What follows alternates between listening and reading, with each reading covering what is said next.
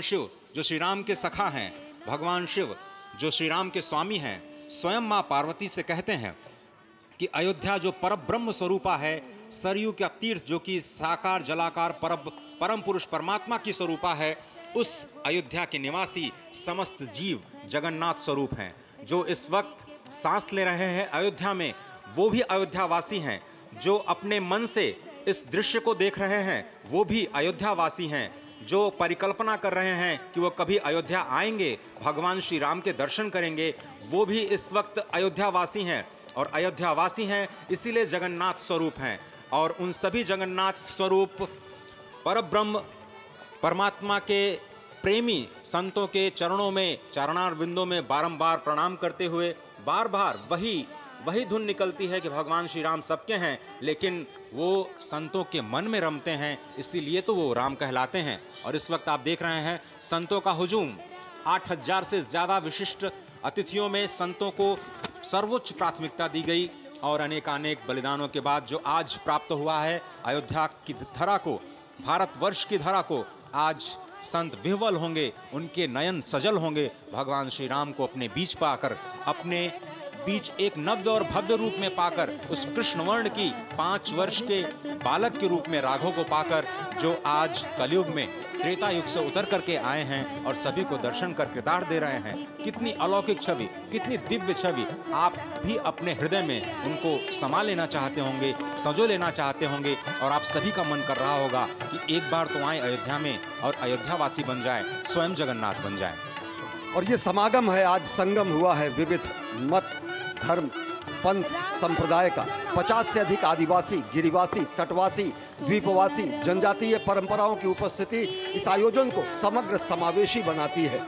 पहली बार भारत की इस बहुरंगी संस्कृति का ऐसा भव्य आयोजन इस धरती पर हुआ है, इस देश में हुआ है, आर्यावर्त में हुआ है, भारतवर्ष में हुआ है। और धन्य है ये अयोध्या धाम जहाँ पर इतना बड़ा समागम हुआ है। ये संगम आज श्री राम जन्मभूमि के दिव्य नव्य प्रांगण में हुआ है। निश्चित तौर से दुनिया आज देख रही है कि किस तरीके से एक नए भारत का उदय हो रहा है। शत शत आघातों को सहकर जीवित हिंदुस्तान हमारा, जग के मस्तक पर रोली सा शोभित हिंदुस्तान हमारा। जब दीप बुझे पश्चिमी गगन के, व्याप्त हुआ बर्बर अंधियारा, किंतु चीर कर तमकी छाती, चमका हिंदुस्तान हमारा। हमारी संस्कृति इतनी प्राचीन है, इतनी शाश्वत है, सनातन है। सनातन इसीलिए कहा जाता है क्योंकि राम जी के भैले जनमावा चलवो करियाई दर्शनवा।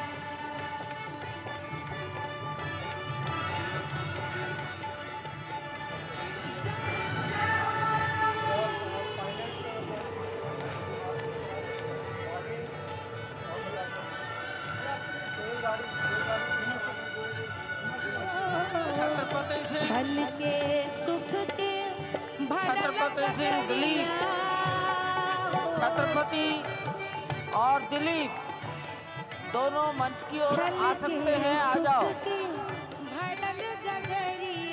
धैर्य से चलिए। छत्रपति सिंह और दिलीप दोनों अगर कहीं मेरी आवाज सुन रहे हो, मंच पर आने का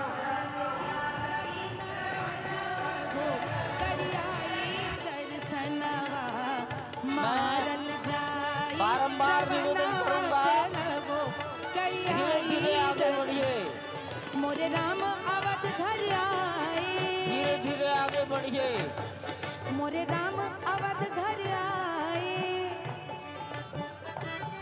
मोरे राम अवध घर आए, मोरे राम अवध घर आए, मोरे राम अवध घर आए, मोरे राम अवध घर आए। संतोषी अखाड़ा के महंत जी को मेरा प्रणाम। आगे आगे राम चले, पाछे चली सेना, पाछे चली सेना, पाछे चली सेना। आगे आगे राम चले, पाछे चली सेना। आगे चले राम चले, पाछे चली सेना। हनुमान उड़ी आए, मोरे राम अवध घर आए।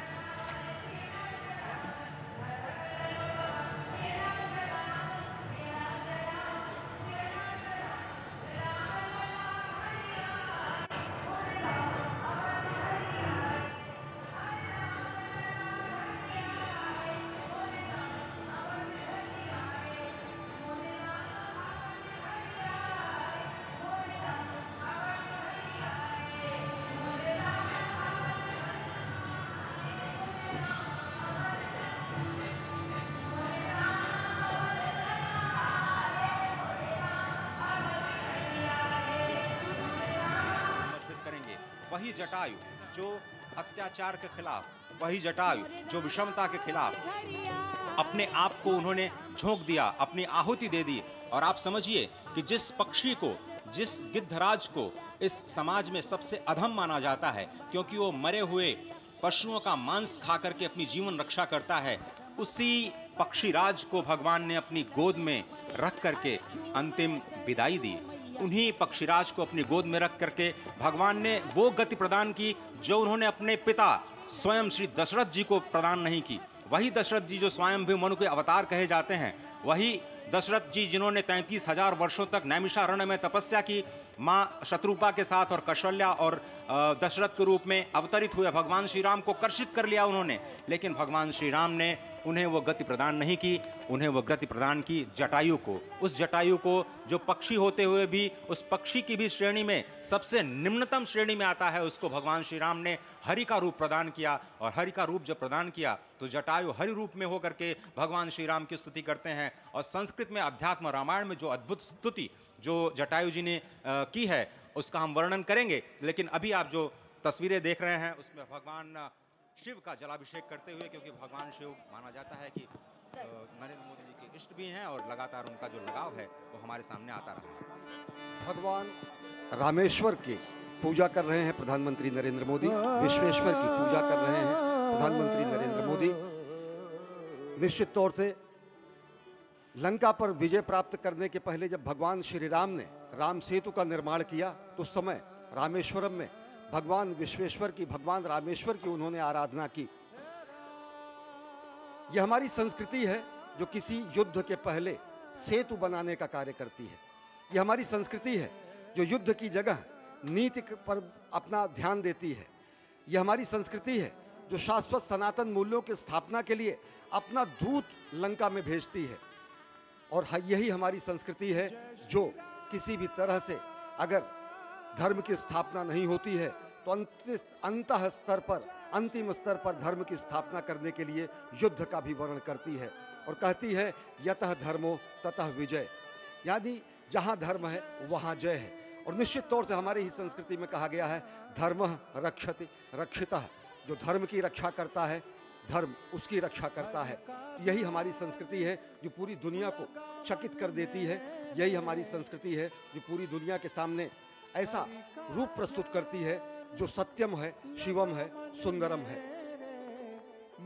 भगवान शिव के बारे में कहा गया है कि मैं आदि पुरुष निर्भयता का वरदान लिए आया भूपर, पै पीकर सब मरते आए, मैं अमर हुआ लो विष पीकर, अधरों की प्यास बुझाई है मैंने पीकर वह आग प्रखर, अधरों की प्यास बुझाई है मैंने पीकर वह आग प्रखर, हो जाती दुनिया भस्मसात जिसको पल भर में ही छूकर, भय से व्याकुल फिर दुनिया ने प्रारंभ किया मेरा पूजन, मैं नर नारायण नीलकंठ बन गया तो इसमें क्या संशय, हिंदू तनमन हिंदू जीवन हिंदू रग रग मेरा परिचय। विश्व के कल्याण के लिए हलाहल को पीना, विश्व के कल्याण के लिए विश्व का वमन करना हमारी ही संस्कृति में है।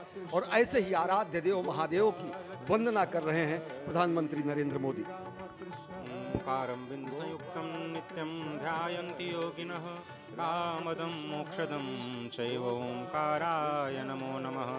नमन्ति ऋषयो देवा नमन्त्यप्सरसां गणाः, नमन्ति देवेशं नकाराय नमो नमः। महादेवं महात्मानं महाध्यानपरायणं, महापापहरं देवं मकाराय नमो नमः। शिवं शान्तं जगन्नाथं लोकानुग्रहकारकं, शिवमेकपदं नित्यं शिकाराय नमो नमः। वाहनं वृषभो यस्य वासुकिः कण्ठभूषणं, वामे शक्तिधरं देवं वकाराय नमो नमः। यत्र तत्र स्थितौ देवः सर्वव्यापी महेश्वरः, यो गुरुः सर्वदेवानां यकाराय नमो नमः। षडक्षरमिदं स्तोत्रं यः पठेत् शिवसन्निधौ, शिवलोकमवाप्नोति शिवेन सह मोदते। भगवान शिव की परिक्रमा करते हुए प्रधानमंत्री नरेंद्र मोदी ये प्राचीन कुबेर का टीला, जहां पर अब आधुनिक रूप में जटायु जो कि पक्षी की श्रेणी में त्रेता युग में उन्होंने माँ सीता की सेवा में अपने प्राणों को उत्सर्ग कर दिया, जिन्हें भगवान श्री राम ने गले लगाया, आज वो फिर से अयोध्या की धराधाम पर प्रतिष्ठित हो रहे हैं। एक बार फिर से कुछ दिनों पहले प्रधानमंत्री नरेंद्र मोदी लिपाक्षी में थे, वही स्थल जहां पर जटायु का सबसे बड़ा मंदिर है, वही स्थल जहां पर जटायु को सद्गति प्रदान की गई थी, वही स्थल जहां पर जटायु और रावण का युद्ध हुआ था, आज एक बार फिर से जटायु उसी पराक्रम के प्रतीक के रूप में, जो कि अत्याचार के खिलाफ है, उसी उत्सर्ग के प्रतीक के रूप में, जो धर्म के प्रति उत्सर्ग का द्योतक है, आज फिर से जटायु श्री अयोध्या धाम में प्रतिष्ठित हो रहे हैं, कुबेर टीला। और अब से थोड़ी ही देर में प्रधानमंत्री मोदी उस दिव्य प्रतिमा को राष्ट्र को समर्पित करेंगे। महान जटायु जो कि बाद में हरि रूप हो गए, स्वयं भगवान के रूप में वो अपने वैकुंठ धाम में श्री राम ने उन्हें भेजा। आज फिर से वो जटायु अयोध्या में पधार चुके हैं। और केवल जटायु ही क्यों, मुझे लगता है कि अनंत अनंत आत्माएं इस वक्त अयोध्या की धराधाम में आ चुकी हैं, अवतरित हो चुकी हैं, भगवान श्री राम का बाल रूप में दर्शन करने के लिए, अपना आशीर्वाद देने के लिए और अपनी कुछ न कुछ भेंट भगवान के चरणों में समर्पित करने के लिए। अगाध श्रद्धा भगवान श्री राम के प्रति प्रधानमंत्री नरेंद्र मोदी के मन में बहुत पहले एक सामान्य कार्यकर्ता के रूप में अपने जम्मू कश्मीर प्रवास के दौरान उन्होंने जो पंक्तियां लिखी वो यहां बताना उपयुक्त होगा। राम व्यक्ति को नहीं, वृत्ति को प्राप्त संज्ञा है। राम हमारा चिंतन, दर्शन, प्रीति, प्रवृत्ति और प्रज्ञा है। राम चिरंतन जीवन मूल्यों का स्वर्णिम शिखर है। राम हमारी संस्कृति के शाश्वत हस्ताक्षर हैं। राम हमारा धर्म, हमारा कर्म, हमारी गति है। राम हमारी शान, हमारा भाल, हमारी स्तुति है। बिना राम के आदर्शों के चरमोत्कर्ष कहाँ, बिना राम के इस भारत में भारतवर्ष कहाँ। ये उद्गार प्रधानमंत्री नरेंद्र मोदी ने दशकों पहले खुद किए थे, खुद लिखे थे, उनकी लेखनी है। तो निश्चित तौर से प्रभु श्री राम, मर्यादा पुरुषोत्तम श्री राम, सनातन संस्कृति के प्रतीक राम, सत्य शाश्वत सनातन प्रभु श्री राम, भारत के आत्म तत्व श्री राम, जब आज उनका अयोध्या में ही वनवास समाप्त हुआ है, तो यह क्षण पूरे देश, पूरी दुनिया और पूरी मानवता के लिए विलक्षण है। इस वक्त आप समझिए अयोध्या धराधाम में जो उपस्थित हैं शरीर से, उनको कितने आनंद की अनुभूति हो रही होगी, क्योंकि भगवान श्री राम स्वयं आनंद के सिंधु हैं। उनकी एक बिंदु से कोटि कोटि ब्रह्मांड आनंद के सागर में निमग्न हो जाते हैं। उनके नाम में ही र आ म में अग्नि, सूर्य और चंद्रमा के तत्व के रूप में अमृत की वर्षा होती है। और वही श्री राम आज फिर से प्रतिष्ठित हो रहे हैं जन जन में, मन मन में। भगवान नारद की वीणा की स्वर लहरियां अनंत अनंत ब्रह्मांड को इस वक्त श्री राम नाम की धुन से गुंजायमान कर रही हैं। भगवान श्री राम के आराध्य सखा और सबसे बड़े प्रेमी भगवान शिव शंकर अपने डमरू की नाद से तीनों लोगों को आनंदित करते हुए दिखाई दे रहे हैं। स्वर्ग में हमारे राजा पुरंदर मृदंग और सभी देवता मजीरे, झांझ और घंटे घड़ियाल की सेवाएं दे रहे हैं। इस वक्त आप देखिए जटायु के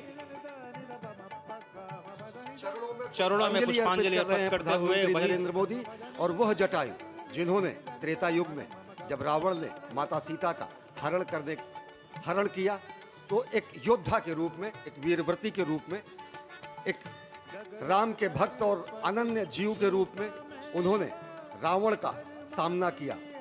घायल हुए, वीरगति प्राप्त होने से पहले सद्गति देने के लिए भगवान श्री राम स्वयं प्रस्तुत हुए, और भगवान श्री राम के ही भुजाओं में जटायु का स्वर्गवास होता है, सद्गति प्राप्त होती है। ऐसा विरला क्षण किसी को नहीं प्राप्त होता। त्रेता युग में एक पक्षी को भी आप देख सकते हैं इस वक्त राम जन्मभूमि मंदिर पर जो मंदिर है उसके पास जो कुबेर टीला है, वहाँ पर प्रधानमंत्री नरेंद्र मोदी ने जो एक मंदिर है कामेश्वर महादेव का, जो एक पुराना मंदिर है, इसका जीर्णोद्धार राम मंदिर ट्रस्ट नहीं करवाया है, पहले से ये मंदिर यहाँ पर मौजूद था, उस मंदिर में पूजा अर्चना की है। तो कुबेर टीला है जहाँ पर प्रधानमंत्री ने ये पूजा अर्चना की है, करीब 100 फुट ऊंचा है और मिट्टी और पत्थरों से बना हुआ है। तो इस मंदिर प्रांगण में सिर्फ राम लला ही विराजमान नहीं है, अन्य देवी देवता भी विराजमान हैं। भव्य मंदिर बनाया गया है और थोड़ी ही देर में प्रधानमंत्री जटायु जी, पक्षीराज जटायु जी की भी प्रतिमा का अनावरण करेंगे। और जटायु के बिना रामायण पूरी तरह से कभी, रामायण की चर्चा जटायु राज के बिना अधूरी है निखिल। जी निश्चित तौर पर जटायु राज के बिना ये चर्चा अधूरी है। और फिलहाल ये जो आप मूर्ति देख रहे हैं, रामलला का विग्रह देख रहे हैं, ये अब जीवंत हो उठी है, इसमें प्राण प्रतिष्ठा कर दी गई है। और आज का दिन बेहद महत्वपूर्ण रहा है, ऐतिहासिक रहा है। और प्रधानमंत्री नरेंद्र मोदी अभी भी इस परिसर में अगर कहा जाए तो अयोध्या धाम में मौजूद है। इसको आप देखेंगे तो इसमें बाल तत्व भी है, देव तत्व भी है और राजकुमार की छवि भी है। जी निश्चित तौर पर बेहद सौम्य मुद्रा, बाल मुद्रा जो है भगवान श्री रामलला की इसमें नजर आती है। जी निश्चित तौर पर। और ये सबके मन को मोहने वाली है, मन को हरने वाली है। और जिस तरह से आज प्रधानमंत्री ने अपने भाषण में कहा कि सदियों की प्रतीक्षा के बाद हमारे राम आ गए हैं, सदियों की अभूतपूर्व त्याग, बलिदान और तपस्या के बाद हमारे राम आ गए हैं, तो निश्चित तौर पर हमारे राम आ गए हैं। और उसके साथ ही साथ हमारे राष्ट्र के स्व की चेतना भी लौटी है प्रधानमंत्री के शब्दों में। और उसके साथ ही साथ कुछ संकल्प भी लिए गए हैं आज इस राम मंदिर परिसर से, इस प्रांगण से। और भगवान राम के सामने वो सौगंध ली गई है विकसित भारत बनाने की। ये इस बात की सौगंध ली गई है कि अब परिश्रम की पराकाष्ठा करेंगे। और ये जो समय है यही उत्तम समय है, यही सही समय है। और इस समय को खाली नहीं जाने देंगे। और राम मंदिर के इस निर्माण के बाद, इस भव्य दिव्य अयोध्या के में श्री राम जन्मभूमि के इस मंदिर निर्माण के बाद आखिर आगे क्या, इस सवाल पर भी बहुत खुले मन से प्रधानमंत्री ने अपनी बात रखी। और कहा कि ये एक तरह से कैलेंडर पर लिखी हुई एक तारीख नहीं है 22 जनवरी 2014, लेकिन बल्कि ये एक नए कालचक्र का उदय है। और ये सकारात्मक है, ये हमें प्रेरित करता है, ये हमें आगे की ओर ले जाता है। कि इस तारीख को कुछ दिनों तक, कुछ सालों तक नहीं बल्कि हजारों सालों तक इस तारीख को याद रखा जाएगा, इस दिनांक को याद रखा जाएगा, क्योंकि ये काल चक्र है और यहाँ से भारत जो है वो एक नए भारत का निर्माण हो रहा है। जी बिल्कुल। उन्होंने साफ तौर पर कहा कि हमारे लिए ये अवसर सिर्फ विजय का नहीं बल्कि विनय का भी है। उन्होंने एक सर्व समाज की बात कही। उन्होंने जब आप विनय की बात कर रहे हैं तो इस जो रामलला की जो मूर्ति है इसमें विनय का भाव, सौम्यता का भाव जो है वो साफ साफ नजर आता है। प्रधानमंत्री ने एक बात कही आज कि रामलला टेंट में थे और अब महल में पहुंच चुके हैं, अपने घर पहुंच चुके हैं। जब हमें तस्वीर देख रहे हैं तो हमें नहीं भूलना चाहिए कि किस तरह से गुलाबी रंग के कनात के बीच, टेंट के बीच में रामलला को रहना पड़ता था। वहां पर सिंहासन की जगह जो है वो नुकीले पत्थर निकले हुए थे। और उन्होंने हमें ये भी नहीं भूलना चाहिए कि फूलों की जगह पर वहां पर नुकीले पत्थर थे, बंजर टीला था और वहां पर रामलला रहे थे। और आज वो रामलला जो है एक महल में प्रवेश कर गए हैं और दिव्य मूर्ति, दिव्य प्रतिमा हमारे दर्शक देख सकते हैं। वो आभा मंडल नजर आ रहा है रामलला को। और रामलला को का स्थान यही था, यही रामलला को विराजित होना था। और आज रामलला 500 साल की तपस्या के बाद यहाँ पुनः विराजित हो गए। और ये कुबेर टीले पर प्रधानमंत्री इस वक्त मौजूद हैं। ये जो पूजा अर्चना का काम का जो पूजा अर्चना जो कर रहे हैं, थोड़ी देर पहले आपसे की ये तस्वीरें हैं, इसको हमने आपको लाइव भी दिखाया था। और ये तस्वीरें कबीर का टीला की हैं। जिस तरह से आपने बताया बिल्कुल कि ये एक तकरीबन 100 फीट ऊंची जगह है। और श्री राम के अयोध्या धाम में इसका एक बहुत बड़ा महत्व है। जो आपने कहा कि श्री राम ही नहीं बल्कि बहुत सारे देवी देवता विराजमान। जी, इसका एक बहुत अलग महत्व ये भी है कि ये ऐसा माना जाता है इस कुबेर के टीला के बारे में कि जब राम जी यहाँ पर खेलते थे, जब राम जी यहाँ पर रहते थे, तब भी ये मौजूद था। और उसके बाद इस कुबेर के टीले पे महादेव का तो ये मंदिर का जीर्णोद्धार करवाया है राम मंदिर ट्रस्ट ने, बल्कि यहाँ पर गणेश जी की प्रतिमा है, माता पार्वती की प्रतिमा है, कार्तिकेय जी, नंदी जी, कुबेर जी स्वयं यहाँ पर, और 9 देवी देवताओं की प्रतिमा स्थापित की गई है। तो इस कुबेर के टीले का बड़ा ही महत्व है। पुरातन काल में भी जब भव्य राम मंदिर हुआ करता था पहले, तो उस दौर में भी जो है कुबेर के टीले का एक खास महत्व था और लोग यहाँ पर दर्शन के लिए आते थे। और इसी कुबेर के टीले पर जटायु राज की भी एक विशाल प्रतिमा का अनावरण प्रधानमंत्री करने वाले हैं। आपने दो बातें कही, उनको मैं जोड़ना चाहता हूँ। एक तो आपने कहा कि भगवान राम की ये जो प्रतिमा है ये सौम्यता और विनय भी दर्शाती है, और भगवान राम का जो चरित्र है वो उदात्त है, सौम्य है, दिव्य है, भव्य है और पराक्रमी भी है। बिल्कुल। तो जो सौम्यता और पराक्रम का अद्वितीय रूप है वो भगवान श्री राम का रूप है। और आपने दूसरी बात जटायु की बात कही, ये जटायु का टीला है, दरअसल जटायु की तस्वीर का अनावरण कर दिया है। अनावरण कर रहे हैं उस प्रतिमा का। ये अनावरण देखिए कितनी भव्य ये मूर्ति है, और निश्चित तौर पर जटायु, गिद्धराज जटायु आज भी याद किए जाएंगे।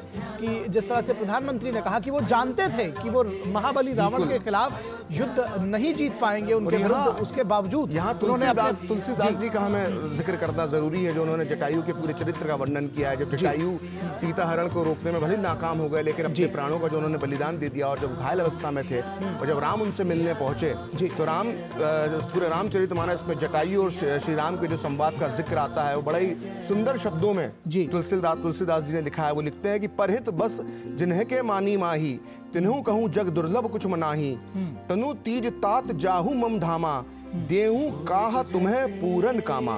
यानी भगवान श्री राम जटायु महाराज से कहते हैं कि जिनके मन में दूसरे का हित बसता है उनके लिए जगत में कुछ भी दुर्लभ नहीं है। हे तात, यानी हे जटायु, हे तात, शरीर छोड़कर आप मेरे परम धाम में जाइए, मैं आपको क्या दूं, आप तो सब कुछ पा चुके हैं। ये जो भाव भीना संवाद जो है प्रभु श्री राम और जटायु के बीच में, जटायु के अंतिम वक्त में, और आज उसी राम जन्मभूमि पर, उसी राम के महल में, उसी राम जी के घर में जटायु राज की जो है ये विशाल प्रतिमा लग रही है। और ये प्रतिमा हमें याद दिलाती रहेगी हमारे आने वाली पीढ़ियों को बरसों बरस तक कि नारी अस्मिता के लिए इस तरह का आत्म उत्सर्ग करना जो व्यक्ति करता है उसे सदियों तक, सदियों ही नहीं कालों तक उसको याद रखा जाता है। ये तस्वीरें इस बात की गवाह हैं जब प्रधानमंत्री जटायु राज की इस प्रतिमा का अनावरण कर रहे हैं। जी निश्चित तौर पर आपने जिस प्रसंग का वर्णन किया गिद्धराज जटायु और भगवान श्री राम